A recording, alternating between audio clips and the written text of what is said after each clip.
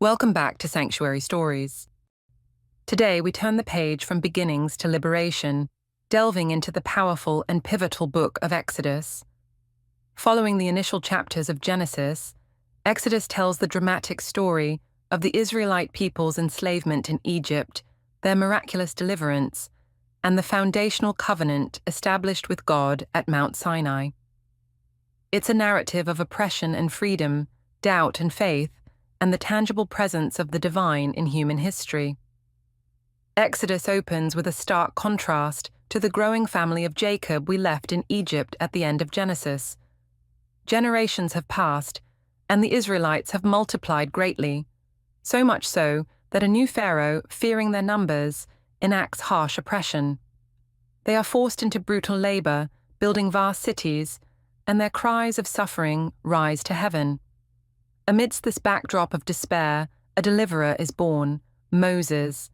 To save him from Pharaoh's decree to kill all newborn Hebrew boys, his mother bravely places him in a basket on the Nile River. Providentially, he is found by Pharaoh's own daughter and raised as an Egyptian prince, unknowingly being positioned for his future role in God's plan. This unlikely beginning sets the stage for a remarkable story of divine intervention.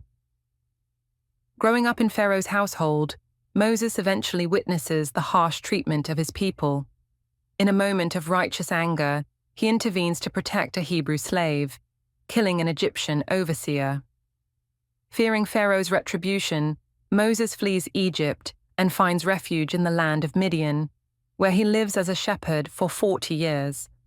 It is here, in the quiet solitude of the wilderness, that Moses has a life-altering encounter with God. While tending his flock on Mount Horeb, he sees a bush that is engulfed in flames yet not consumed. Drawn by this extraordinary sight, God speaks to Moses from the heart of the fire, revealing his name, I am who I am, and commissioning him to return to Egypt and lead the Israelites out of slavery.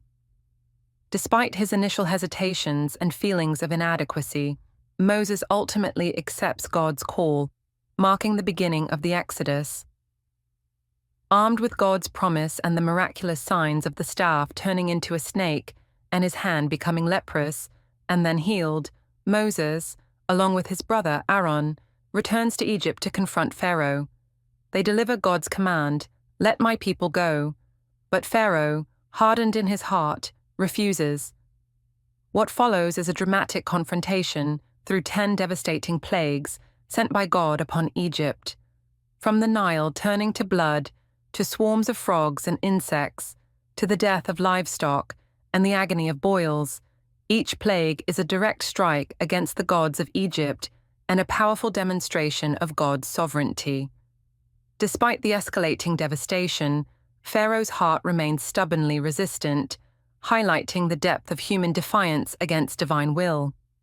The plagues serve not only to break Pharaoh's will, but also to reveal God's power and faithfulness to his people. The final and most significant plague is the death of the firstborn in every Egyptian household. To protect the Israelites, God institutes the Passover. Each family is instructed to sacrifice a lamb and mark their doorframes with its blood. This act of obedience and faith becomes a sign of protection, as the angel of death passes over their homes. Under the weight of this final catastrophe, Pharaoh finally relents and orders the Israelites to leave Egypt. In a hurried and momentous departure, they leave their lives of slavery behind, a nation redeemed by God's mighty hand. This event, the Exodus itself, becomes the defining moment in Israel's history, a testament to God's power to deliver his people from bondage. Pharaoh's change of heart is short-lived. He soon gathers his army and pursues the fleeing Israelites. Trapped between the advancing Egyptian forces and the impassable Red Sea, the Israelites cry out in fear. But God once again intervenes miraculously. Through Moses, he parts the waters of the Red Sea, creating a dry path for his people to cross to safety. As the Egyptians follow, the waters crash back together, engulfing Pharaoh's entire army, a definitive end to their pursuit. Now free, the Israelites begin their journey through the wilderness towards the Promised Land. This journey, however, is not without its challenges. They face hunger, thirst, and uncertainty. Yet, God provides for them in miraculous ways, sending manna from heaven and water from a rock, demonstrating His constant care and provision for His people. The pivotal point of the Exodus journey is their arrival at Mount Sinai. Here, God descends in power and glory, amidst thunder and lightning, and establishes a covenant with the Israelites. Through Moses, He gives them the 10 Commandments, foundational principles for righteous living and their relationship with God and each other. Beyond the commandments, God provides detailed instructions for the construction of the tabernacle, a portable sanctuary where His presence would dwell among His people. The tabernacle becomes a central symbol of God's immanence, His willingness to be near and interact with humanity.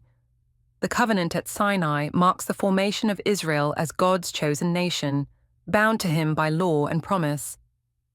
The book of Exodus is far more than just a historical account. It is a timeless story of liberation, redemption, and the profound relationship between God and His people. It reveals God's power to overcome oppression, His faithfulness to His promises, and His desire to dwell among those He loves. The Exodus event and the covenant at Sinai have shaped the faith of generations and continue to inspire hope and the pursuit of freedom for all who are oppressed. Join us next time as we continue to unveil the Scriptures. If you enjoyed this exploration, please like, subscribe, and share your thoughts in the comments below.